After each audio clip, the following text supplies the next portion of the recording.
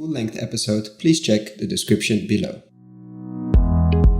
Welcome to another episode of Investing in Regenerative Agriculture, Investing as if the planet mattered, a podcast show where I talk to the pioneers in the regenerative food and agriculture space to learn more on how to put our money to work to regenerate soil, people, local communities and ecosystems while making an appropriate and fair return. Why my focus on soil and regeneration? Because so many of the pressing issues we face today have their roots in how we treat our land, grow our food and what we eat. And it's time that we as investors, big and small, and consumers start paying much more attention to the dirt/soil underneath our feet. In March last year, we launched our Patreon community to make it easy for fans to support our work. And so many of you have joined as a member. We've launched different types of benefits, exclusive content, Q&A webinars with former guests, Ask Me Anything sessions, plus so much more to come in the future. For more information on the different tiers, benefits and how to become a member, check patreon.com/regenerative agriculture or find the link below. Thank you.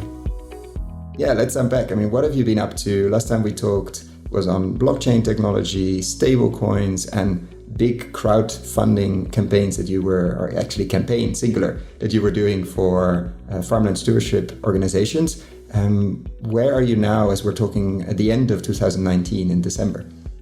Well, I'm still working on the same things and we just made real strides in all those areas. So let me just give a quick overview of what Kulturland Genossenschaft does. So it's a cooperative where people can become members in the cooperative and buy shares. And the cooperative then takes that capital and buys land with farms. And I say with farms and not for farms because the cooperative makes a separate legal entity for each of the farms that the cooperative puts the capital into. And the farm also becomes a partner in that legal entity. So in total, we as an organization have raised 4 million or 3.5, almost 4 million euros. There's 570 members who have invested and 200 hectares of land that has been secured. And we're currently in talks with 20 farms actually to buy more land. And I think there's the potential here to really go in a very broad scale and make this tool, this infrastructure in terms of IT infrastructure, but also the legal infrastructure that we've created in terms of this legal entity that really neutralizes the ownership of land and dedicates it to this purpose. So this kind of steward ownership model of land where it cannot be sold and it has to be used in an eco-social way. I think this is something that a lot of farms, especially community-supported farms, will find very attractive. And actually more than half of the farms that we're working with are community-supported farms. What if you would wake up tomorrow and you're the head of a big investment fund? And let's put a crazy amount of money on that, like let's say $1 billion or €1 billion. And I'm asking those questions because I see that the interest in the space is growing a lot. And I think we're going to see a large influx, or at least a potential influx of money that's going to try to get into the space.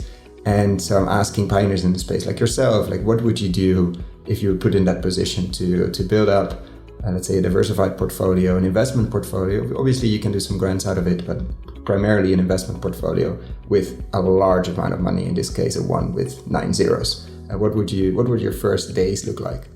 Well, I think what I would do with that money is to make that available for land purchases in this steward ownership model, so that any farm that is willing to purchase land and put it into this steward ownership model can come to the fund and will have all the capital necessary, but really only to use that as buffer capital, so that we can act quickly and make sure no more land has to go into speculative hands. And in parallel do a lot of lobbying work to make sure that laws are being implemented, or rather enforced, because there is already laws in Germany that they are not being enforced properly to stop speculative investment capital from purchasing agricultural land. We made a nice bridge to something that we don't discuss very often in this podcast. Sometimes we touch upon it on when we discuss the age of the average farmer around the world.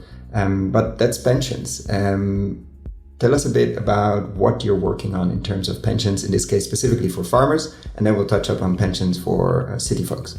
All right, yeah, great that you bring that up because we have now ventured into a new area as Kulturangenossenschaft. Now that the foundation of this organization is so solid, we have decided we can take on this pension question so that farmers who don't have heirs that want to take over the farm, either they don't have children or they have children who have decided not to take over the farm. And to give you a specific example, we're talking to one farmer who has this farm with 70 hectares of land and buildings and machinery and so on with a value of 2.5 million euros. And he has calculated for himself that he needs 150,000 euros up front in order to purchase himself a little house in the countryside. And then he would like to have 2,200 euros per month for his living costs for the rest of his life. And so he's 65 years old currently, and according to the statistics, he will live on average 20 years. So if you calculate 2,200 euros over a period of 20 years, it's about 500,000. So what he's asking for is 650,000 euros rather than 2.5 million. So we can enable that in that we have a community that pools their money together. So we can pay him this upfront money and then pay him the 2,200 euros per month, which comes from the money that the community pays, and that includes the farms who pool the money every year to cover the costs of operating the Kulturlandgenossenschaft. And then we are able to then pass on the farm as a whole, rather than just purchasing land. We can then pass on the farm as a whole to the next generation. And then in terms of pension for city folks, what are you, I mean, this is more on the thinking side and the planning side, but what are you thinking there? Well, actually, we have implemented a pilot project with one of our farms here. So it's not just in the thinking stage. We've developed this over the past 3 years with one of the farms where private persons can take a part of their retirement fund and, well, actually, we're not there yet with taking part of the retirement fund. That is the next step because retirement funds are locked capital. But to take a part of their liquid capital that is not locked into a pension fund, but they consider part of their retirement money. So to take that and to make that available for land purchase and then get a monthly payment. So that's what we have developed with one of the farms. And we want to develop this much further in that we go into a much broader scale. Sorry to interrupt, the payment, is that in food or in money? Currently that is in money, so it's just in monetary terms. It's only defined in monetary terms.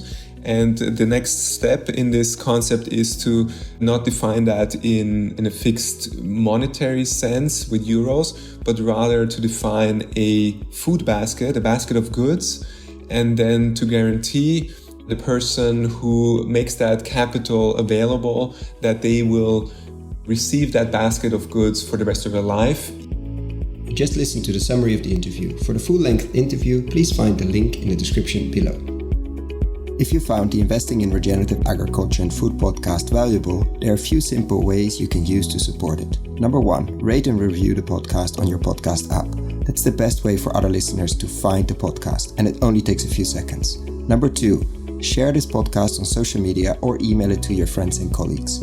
Number 3, if this podcast has been of value to you and if you have the means, please join my Patreon community to help grow this platform and allow me to take it further. You can find all the details on patreon.com/regenerativeagriculture or in the description below. Thank you so much and see you at the next podcast.